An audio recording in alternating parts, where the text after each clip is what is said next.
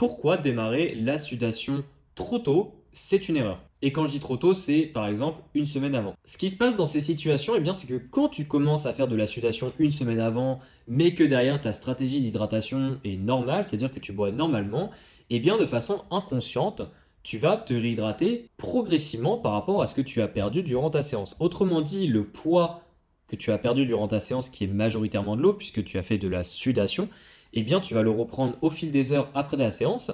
Donc, certes, tu auras la satisfaction juste après ta séance quand tu vas te peser d'avoir l'impression d'être super bas et du coup d'avoir perdu du poids, ce qui est réel pour le coup. Mais sauf que le lendemain matin ou alors le surlendemain quand tu vas te réveiller, eh bien le poids n'aura pas forcément bougé et au final c'est pas étonnant puisque tu te seras réhydraté. Donc résultat dans ce cas-ci, tu t'es fatigué, tu t'es embêté à porter les vêtements de sudation, ce qui n'est jamais agréable pour la majorité des combattants et au final ton poids n'a quasiment pas bougé. Mais sauf qu'il y a aussi un deuxième scénario possible. C'est dans le cas où tu fais de la sudation une semaine avant, mais cette fois-ci ton poids bouge, mais il continue de descendre. Et dans ce cas-ci, c'est parce que volontairement tu commences à boire moins une semaine avant la pesée.